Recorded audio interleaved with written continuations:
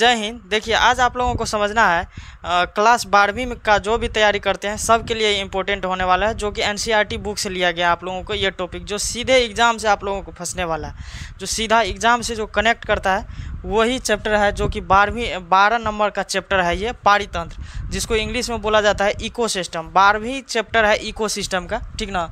ये नया वाला बुक में जो भी पढ़िएगा, जिसके पास नया वाला बुक है उसमें 12 नंबर का चैप्टर होगा, और ओल्ड यानी कि पुराना वाला जो भी बुक है, इस सेशन में बुक सब चेंज हुआ, आप लोगों को पता होगा। ये 2025 वाला सेशन के जिसके पास भी नया वाला बुक होगा तो उसके पास जो है नया वाला में 12 नंबर का चैप्टर है, और पुराना वाला जो भी पुराना बुक 2025 से पहले यानी कि 23-24 में जो भी लिए होंगे सबके पास 14 नंबर चैप्टर में होगा, क्योंकि इसमें जो है किया है क्या, नया वाला में से कुछ चैप्टर को 3 चैप्टर को हटाया गया है, ठीक ना। जो भी चैप्टर हटाया गया है तो यही बढ़ घट जाता है यहाँ पे, ठीक ना। वही चैप्टर है इकोसिस्टम। कौन सा चैप्टर आज पढ़िएगा आप लोगों को, इकोसिस्टम, जो कि पूरा एनसीईआरटी पढ़ाने वाले हैं आप लोगों को, और वो सीधा एग्जाम से आप लोगों को लड़ेंगे यहाँ पे। चलिए देखते हैं इकोसिस्टम क्या होता है। देखिए हम लोग जितना भी चीज़ें रहते हैं, हम जितना भी चीज़ें यहाँ पे रह रहे हैं पूरा धरती पे, या सजीव हो गया या निर्जीव, सारे के सारे चीज़ें सभी चीज़ें क्या है, पारितंत्र में रह रहे हैं, सजीव या निर्जीव।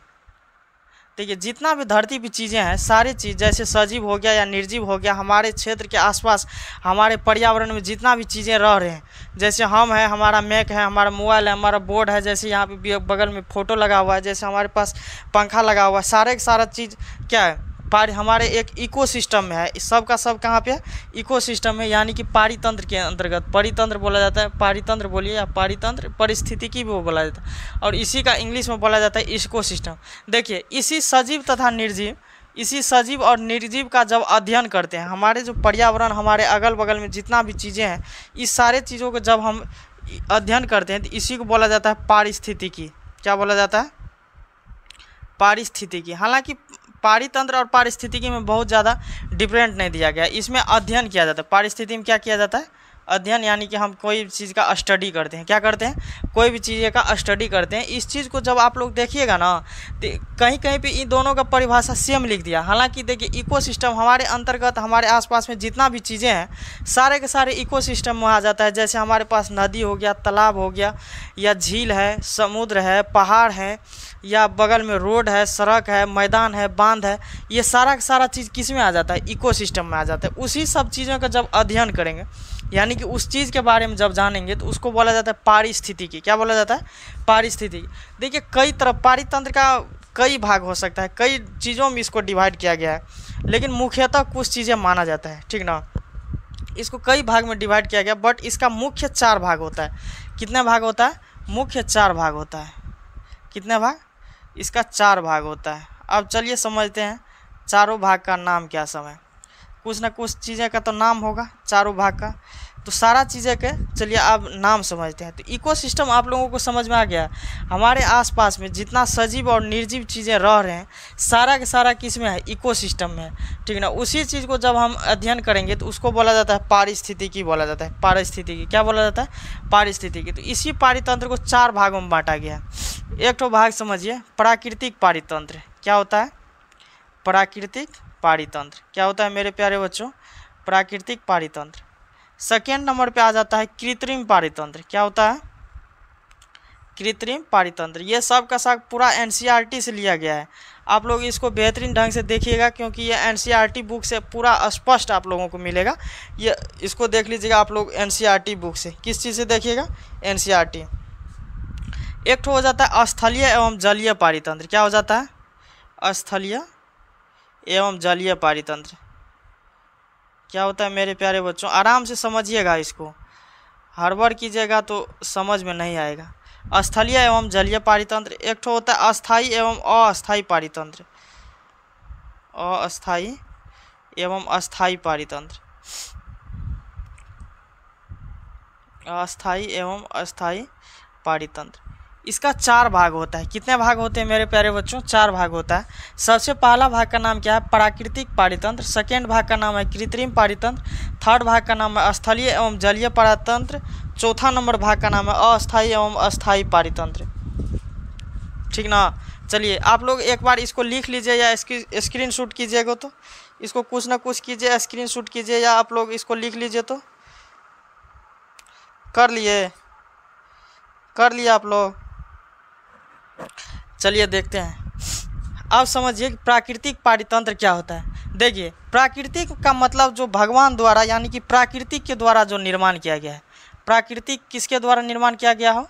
प्राकृतिक द्वारा निर्माण किया गया हो और मानव के द्वारा नहीं किया गया हो। किसके द्वारा नहीं किया गया हो? मानव के द्वारा। ये ओनली फॉर प्राकृतिक द्वारा किया गया। अच्छा, आप लोग को दिखाई दे रहा है कि नहीं? एक बार हमको भी देखना, थोड़ा देर चलिए पढ़ लीजिए, इसके बाद देखते हैं इसको। प्राकृतिक पारितंत्र को कौन अध्ययन करा, क्या कहते हैं, प्राकृतिक पारितंत्र को क्या देख रेख है? इसमें प्रकृति के द्वारा दिया गया चीज़ है प्राकृतिक पारितंत्र। इसमें मानव का कोई हस्तक्षेप नहीं रहता है। जैसे आप लोग देखिएगा, आपके घर के बगल के साइड से नदी निकल जाता है। क्या निकल जाता है? नदी निकल जाता है, तालाब हो जाता है, झील हो जाता है, मरुस्थल हो जाता है, ये सारी चीज़ें होता है इत्यादि, और बहुत सारा चीज़ हो सकता है। झील हो सकता है, देखिए नदी हो सकता है, तालाब हो सकता है, झील हो सकता है, समुद्र भी हो सकता है, और क्या हो सकता है? समुद्र भी हो सकता है। सबका परिभाषा लिखाएंगे, पहले समझिए, पहले सारे चीज़ों को समझिए। पहाड़ भी हो सकता है, ठीक ना। प्राकृतिक पारितंत्र में क्या होता है? जितना भी चीज़ भगवान के द्वारा बनाया गया, जो मानव नहीं कर सकता है, वही है प्राकृतिक पारितंत्र। जिसमें देखिए कौन कौन आ सकता है? नदी आ सकता है। आपके शहर में जैसे हम लोग अभी कोसी जोन में रह रहे, कोसी क्षेत्र में नदी कहीं से चीर फाड़ करके किधरों कोनो बान्हो तान को लेकर के हेल जाता है। कहीं से उसका कोई ठिकाना नहीं, किधरों से आएगा किधरों लेके चल जाएगा, बड़ी डरल रहता है। हम लोगों का जो क्षेत्र है ये पूरा समझिए नदी वाला क्षेत्र है, ठीक ना। जैसे अभी सुपौल की तरफ जो नदी जाती है, एक ठो भपटिया NH57 है, ठीक है, NH57, ये पूरा सभी बांध को बांध करके रखा रहता है। सभी बांध को इसी बांध से निकला हुआ है, छोटा छोटा बांध। कहीं से ये बीरपुर वाला, तो ये मझारी वाला, तो क्या कहते हैं ये दरभंगा वाला, ये सारे NH57 के ही अंतर्गत आता है। तो इसमें जो छोटा छोटा बांध लगा हुआ है, इस बांध को देखिए, इसको घेर करके रखने का काम करता है NH57 को। ढेर सारा बांध है, इससे ढेर सारा बांध फूटा हुआ है। जैसे हम लोगों को ये बीरपुर वाला बांध है, अभी जहाँ से बीरपुर वाला बांध की साइड से ही वीडियो शूट करते हैं, तो ये बांध है। तो इस बीच में क्या कर दिया है, इस क्षेत्र सब में कोसी हिल गया है।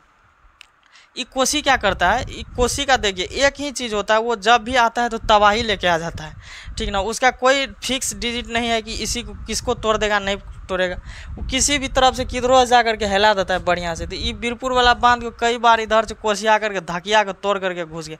एक बार तो बहुत खतरनाक, मतलब तोड़ता तो नहीं है जल्दी, लेकिन तोड़ने के कगार पर रख देता है। एक बार टूट गया था लगभग 2006-07 में, तो बहुत घटना हो गया था। ऐसे ही 7-8 के आसपास में शायद हुआ था, हमको एग्जैक्ट पता नहीं है।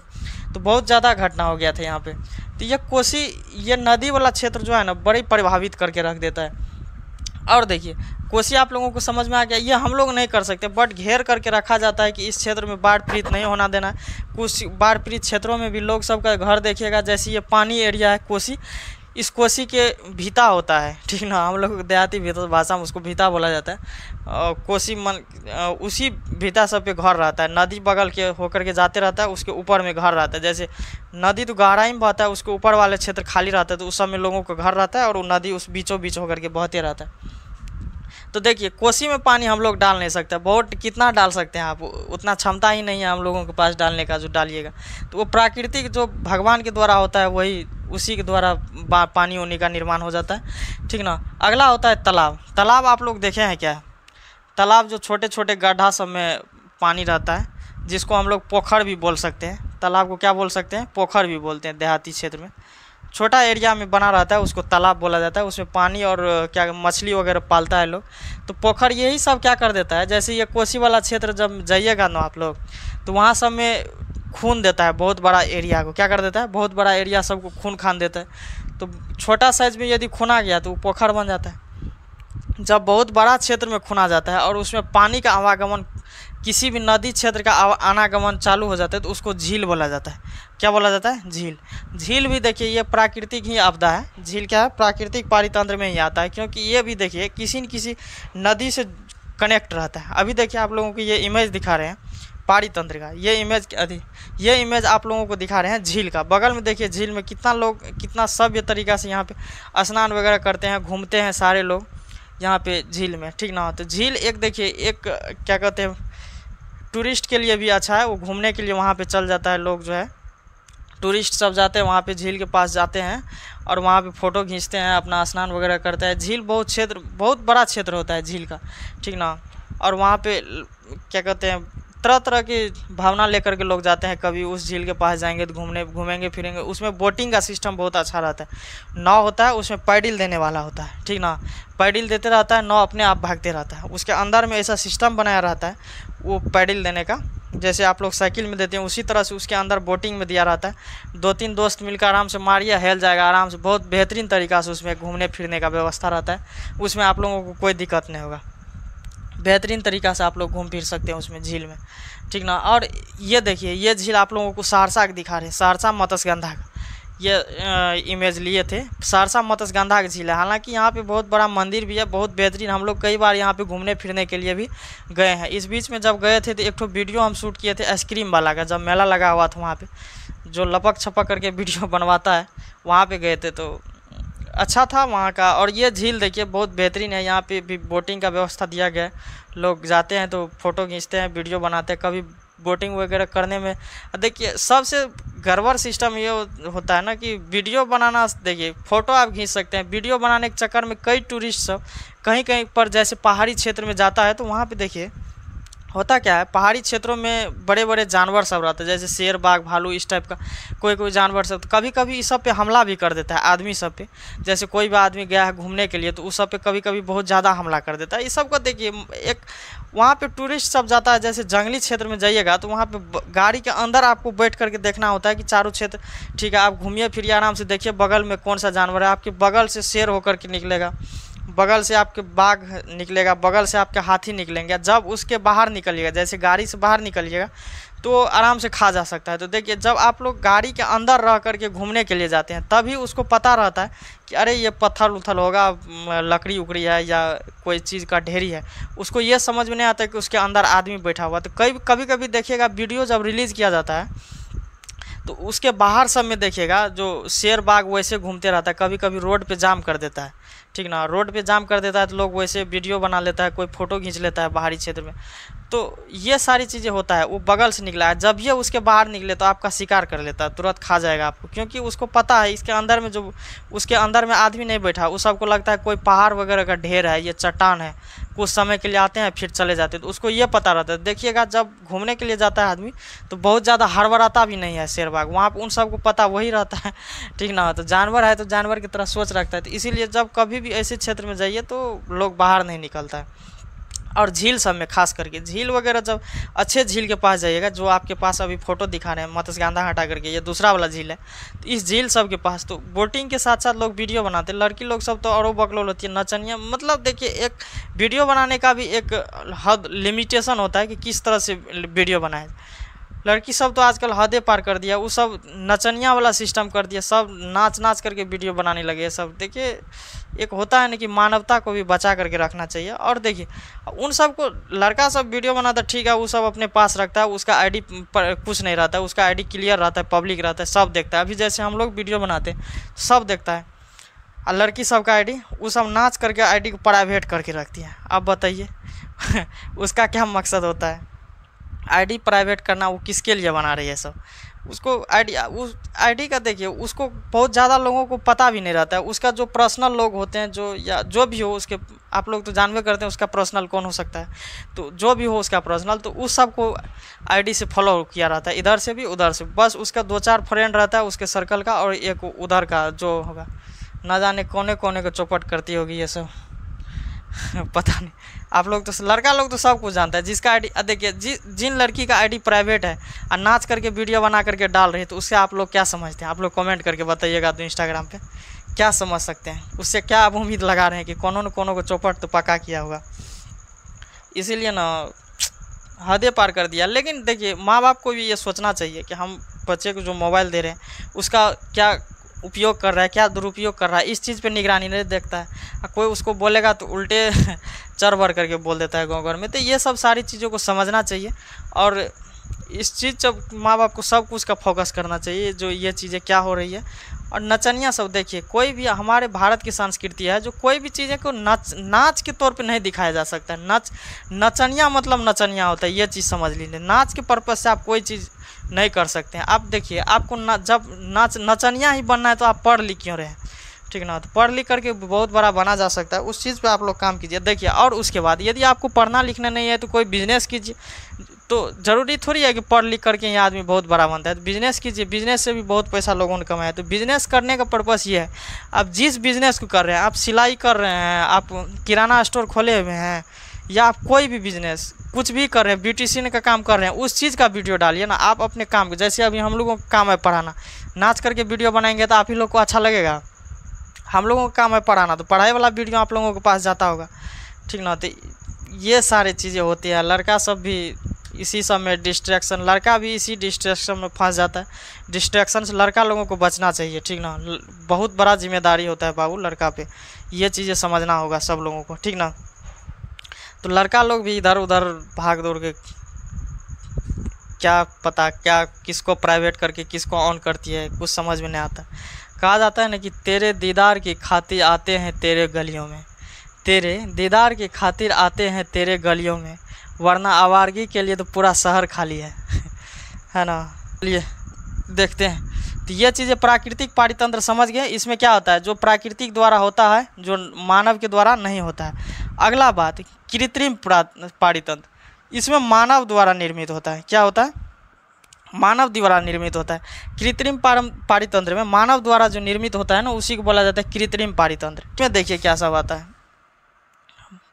मानव में क्या आता है,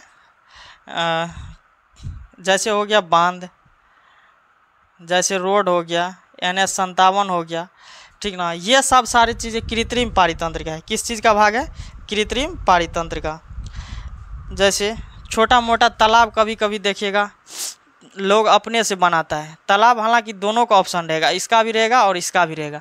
कभी कभी ये नदी वाला क्षेत्र में जब खून करके बड़ा क्षेत्र में बना दिया, नदी वाला क्षेत्र में बड़ा क्षेत्र में जब बना दिया, वही देखिएगा जिसको गांव घर में मोइन बोला जाता है, ठीक ना, उसको छोटा भाग को रख देता है तो वो भी तालाब होता है। लोग अपना से भी निर्मित करता है तो वो तालाब, ठीक, ये तालाब होता है जो अपना से निर्माण करता है मछली वगैरह पोसने के लिए। जेसीबी से खुना करके, लोग देखिए तालाब किस टाइप से बनाता है, जेसीबी से खुना करके उसमें से मिट्टी निकलवा करके, ठीक ना, मिट्टी निकलवा लेगा बहुत बड़ा क्षेत्र में, जैसे बड़ा होता है तालाब, हालांकि जिसको पोखर हम लोग बोलते हैं, उसको निकलवा करके फिर उसमें मछली वगैरह डाल दिया जाता है और बेहतरीन तरीक़ा से बड़ा बड़ा मछली को बेचता है इसमें से। और बांध क्या होता है, पुराने ज़माने में हम लोगों का बांध था, अब बन गया क्या, बांध मॉडर्न हो गया रोड में। बांध जो होता था उसका काम था, बांध का काम कि जैसे पहले कुछ क्षेत्र में जो है मिट्टी डलवा करके उसको पूरा इधर से उधर कर देता था, बड़ा बड़ा क्षेत्र। जिस तरह से अभी रोड देखते होंगे, जैसे NH25, NH26, NH57, इस टाइप का रोड, ये सब बड़ा क्षेत्र में हो गया। तो ये सब रोड बन गया। छोटा मोटा बांध पहले बालू डाल करके बड़ा क्षेत्र में कर देता था, उसी बालू पे छोट में आदमी क्या करता है, खेलते रहता है, बालू से बालू कुछ कुछ बना करके उसी।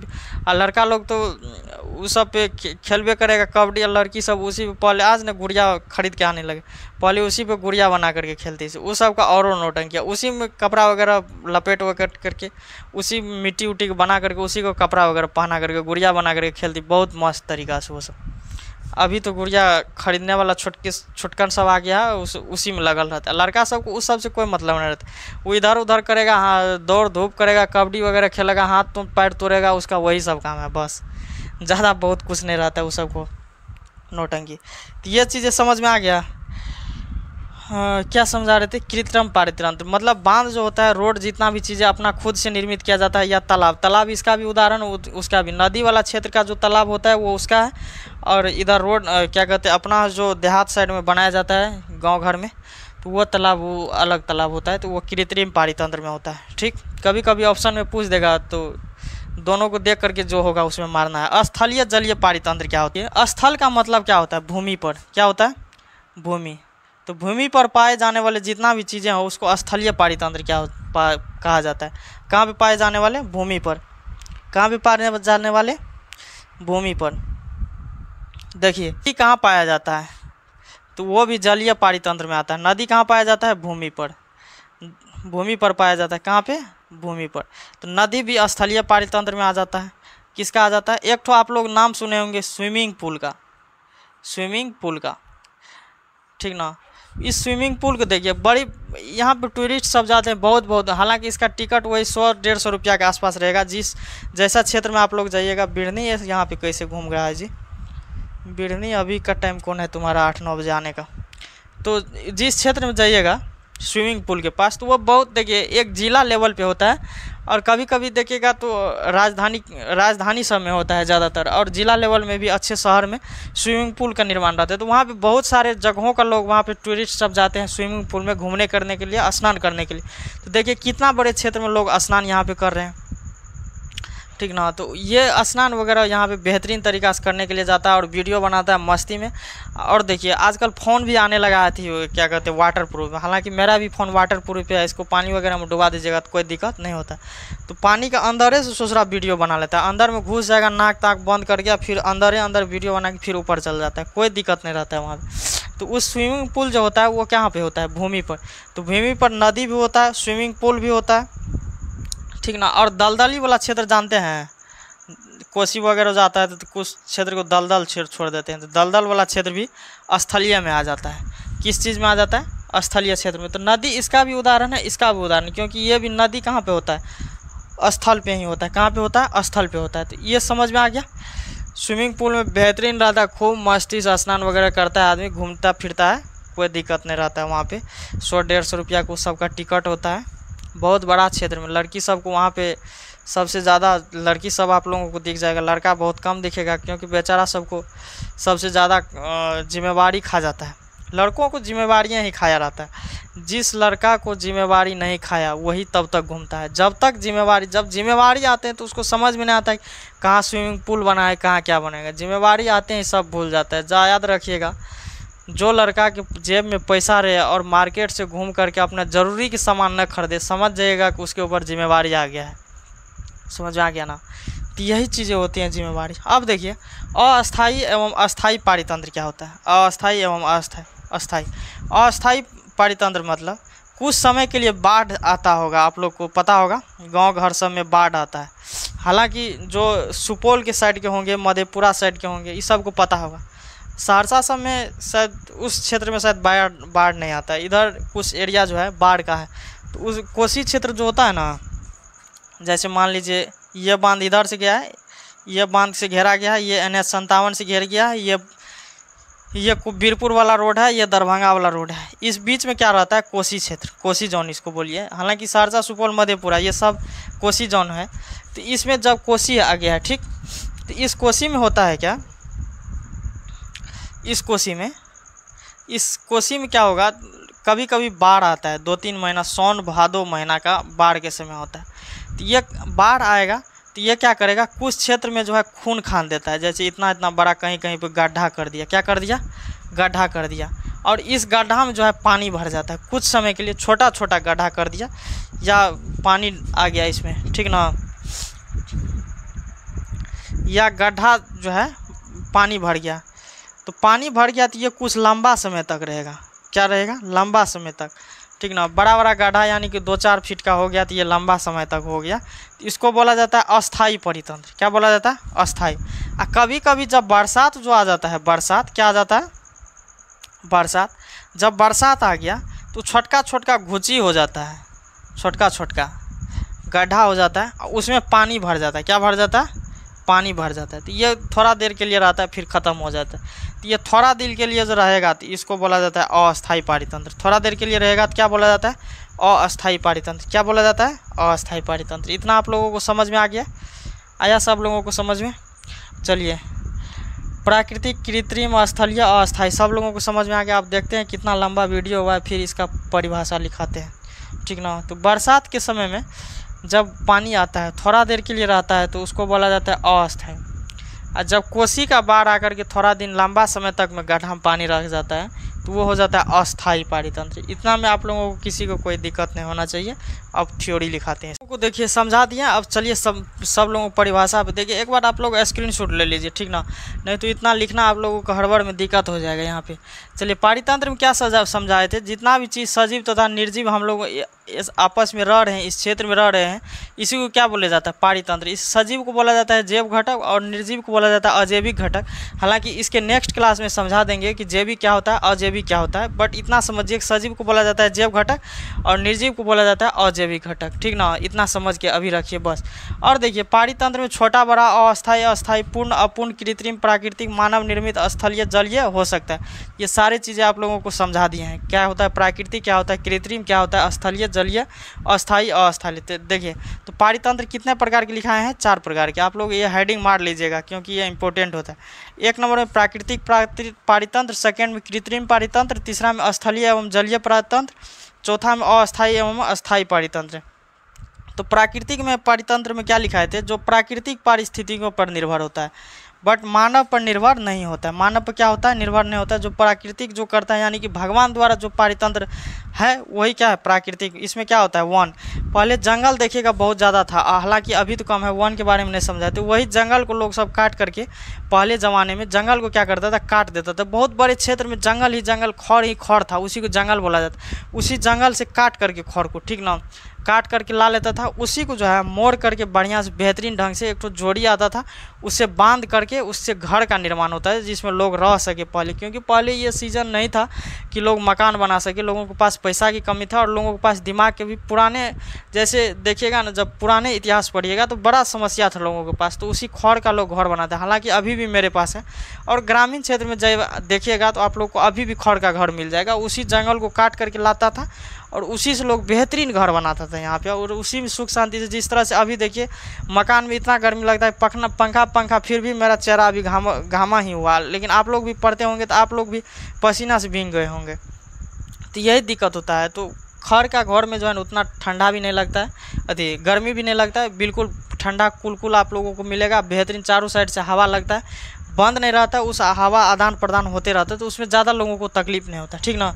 तो ये चीज़ें समझ में आ गई। इसमें क्या उदाहरण बताए थे, मरुस्थलीय क्षेत्र। मरुस्थल जहाँ पे बारिश नहीं होता है उसको बोला जाता है मरुस्थलीय क्षेत्र। जैसे रेगिस्तान भी इसका उदाहरण है, मरुस्थल क्षेत्र को, वहाँ पे बारिश वगैरह नहीं होता है तो उसी को बोला जाता है मरुस्थलीय क्षेत्र। झील समझा दिए, नदी समझा दिए, समुद्र समझा दिए। समुद्र जो होता है जहाँ पे कभी कभी बहुत ज़्यादा पानी होता है और कभी कभी इसमें लहर होता है, तो उसी को क्या बोला जाता है, समुद्र।